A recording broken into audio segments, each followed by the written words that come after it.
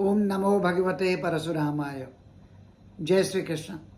मित्रों, आज यह वीडियो बनाने का उद्देश्य है कि हरिद्वार में प्रवचन करने वाला एक साधु, जो सो कॉल्ड तथाकथित 1008 पुण्यानंद गिरी महाराज लिखता है, वो ब्राह्मणों के संदर्भ में समस्त ब्राह्मण जाति की आलोचना करते हुए बोलता है, यह घोड़े और गधे के संयोग से पैदा होने वाला खच्चर है।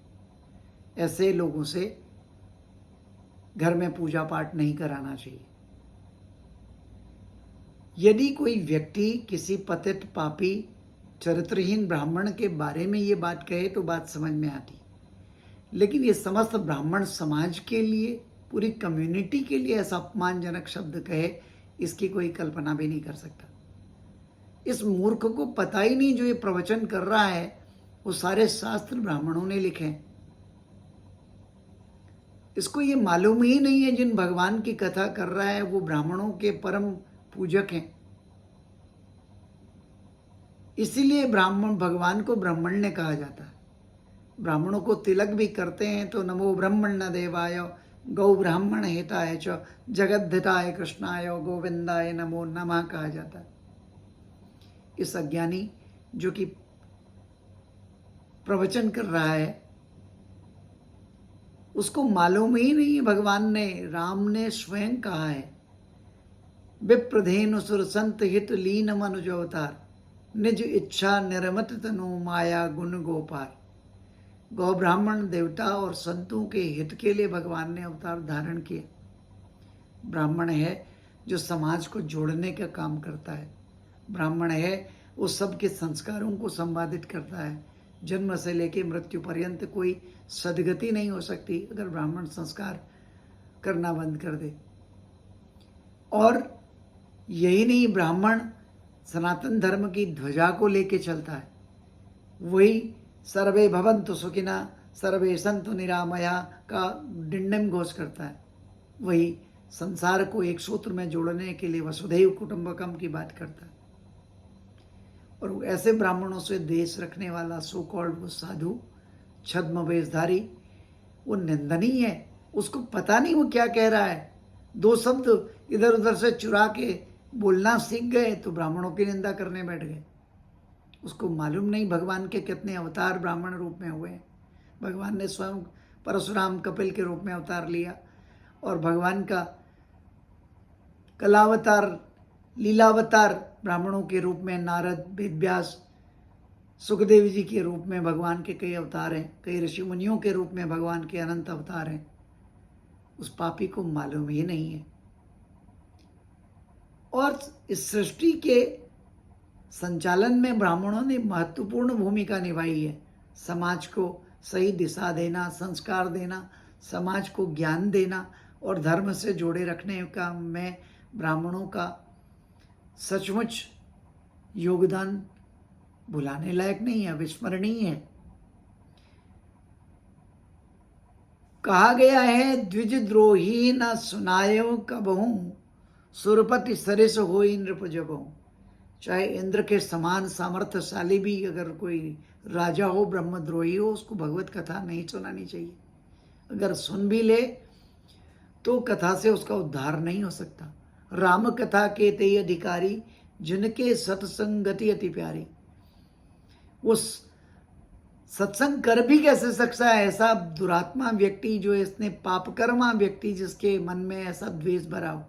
वो पुण्यानंद अपने को लिखता है, वो पापानंद है। वस्तुतः पुण्य नहीं, वो पाप कर्मों में लीन है, अपुण्यानंद है।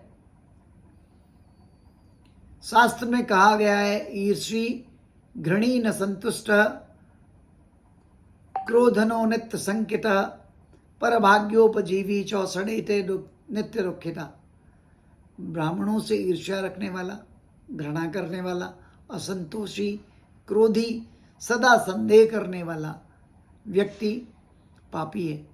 दूसरों के भाग्य पर जीने वाला व्यक्ति, छद्म वेश में साधु बनाकर कालनेमी की तरह आचरण करने वाला व्यक्ति पापी संसार में सदैव दुखी रहेगा और उसकी यहाँ से सदगति नहीं हो सकती। वो नरक का अधिकारी है। वस्तुतः इससे व्यक्ति के संस्कारों का पता लगता है, उसके ज्ञान का पता लगता है, उसकी सोच का पता लगता है, क्योंकि व्यक्ति वही सोचता है, वही देखता है जो वो सोचता है। उसका पर्सपेक्टिव ही ऐसा है। शास्त्रों में ब्राह्मणों के तेज और ब्राह्मणों के मर्यादा, ब्राह्मणों के चरित्र का वर्णन करते हुए उनकी श्रेष्ठता को बताया गया है। पृथिव्याम यानि तीर्थानि तानि तीर्थानि सागरे सागरे सर्वतीर्थानि पादे विप्रश्य रक्षणे। पृथ्वी में जितने तीर्थ हैं, जितनी नदियां, सागर हैं, सब ब्राह्मण के दक्षिण पैर में को स्पर्श करने मात्र से प्राप्त हो जाते हैं। देवाधीनम जगत सर्वम मंत्राधीना च देवता, ते मंत्रा ब्राह्मणाधीना तस्मात् ब्राह्मण देवता। सारा संसार देवताओं के अधीन है और देवता मंत्रों के अधीन है, मंत्र ब्राह्मणों के अधीन है। तो ब्राह्मण ही पृथ्वी का देवता है, वो चलता फिरता तीर्थ है। भागवत में तो कहा गया है, तत्रोपजग्मो भुवनम पुनाना, जो संसार को पावन करते हैं, यहाँ तक कि तीर्थों को भी पावन करते हैं, वो ऋषि मुनि, ब्राह्मण, साधुजन। तीर्थों में जब पापियों के पाप कर्मों से पापों की वृद्धि होती है, तो वो ऐसे धर्मोपजीवी जो लोग हैं, विमलात्मा ऋषि मुनि और ब्राह्मणों के चरण कमलों के तेज से पुनः पूर्व तीर्थों को भी पवित्र करते हैं। इसलिए ब्राह्मणों की निंदा नहीं, उनकी स्तुति होनी चाहिए। वो इस सनातन संस्कृति के ध्वजा को आदिकाल से, अनादिकाल से वहन करते आ रहे हैं।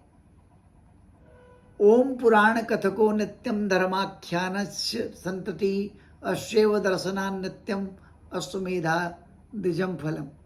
जिसके हृदय में गुरु, देवता, माता पिता और अतिथि के प्रति भक्ति है, जो दूसरों को भी भक्ति मार्ग पर अग्रसर करता है, जो सदा पुराणों की कथा करता है, धर्म का प्रचार करता है, ऐसा शास्त्रों का ज्ञाता ब्राह्मण, उसके दर्शन अश्वमेध यज्ञ के फल के से भी बढ़कर हैं।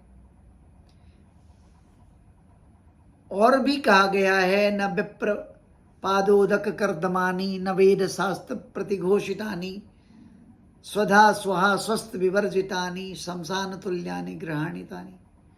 जहाँ ब्राह्मणों का के चरणों की वंदना नहीं होती, जहाँ वेदों के स्वर नहीं सुनाई पड़ते, जहाँ स्वाहा स्वधा और स्वस्ति जैसे मंगल शब्दों का उच्चारण नहीं होता है, वो घर चाहे स्वर्ग भी हो तो शमशान के ही समान है। इसलिए ब्राह्मणों का जो द्रोही है वो इंद्र के समान ऐश्वर्यवान भी राजा हो तो उसको भी कथा नहीं सुनाना चाहिए। और ये मूर्ख स्वयं कथावाचक होकर के ब्राह्मणों की निंदा कर रहा है। कितनी अज्ञानता की बात है। और हम तो भगवान से प्रार्थना करते हैं इसकी बुद्धि शुद्ध हो, और समस्त ब्राह्मणों से आह्वान करते हैं कि एफआईआर दर्ज की जाए और इसको जेल तक पहुंचाया जाए। ये पूरी कम्युनिटी को किस तरह से ऐसे इंगित करता है, इसको पता ही नहीं कि ब्राह्मण क्या नहीं कर सकता। ब्राह्मण सत्य के लिए लड़ सकता है, भगवान से भी लड़ सकता है। ब्राह्मण वो अपार सामर्थ्य वाला है। इस देश के कितने प्रधानमंत्री ब्राह्मण रहे हैं, राष्ट्रपति ब्राह्मण रहे हैं, कितने ही साइंटिस्ट, इंजीनियर, डॉक्टर्स, जजेस, किस क्षेत्र में ब्राह्मण नहीं है? सर्वत्र ब्राह्मण हैं। बड़े बड़े सेना के उच्च पदों पर ब्राह्मणों ने कार्य किया है। और आज हम देख रहे हैं कि ब्राह्मणों के प्रताप से चारों तरफ हमारी सृष्टि संरक्षित है।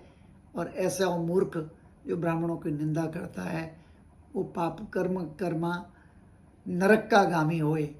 हम उसके बुद्धि की शुद्धि की कामना करते हैं और वो दंड का अधिकारी हो, उसको दंड दिया जाए। हम सरकार से भी मांग करते हैं, और अगर वो उसको दंड नहीं मिला, हम विश्वव्यापी आंदोलन करेंगे, भारतव्यापी आंदोलन करेंगे, उसको जेल तक, सलाखों तक पहुंचा के मानेंगे। नमस्कार, धन्यवाद।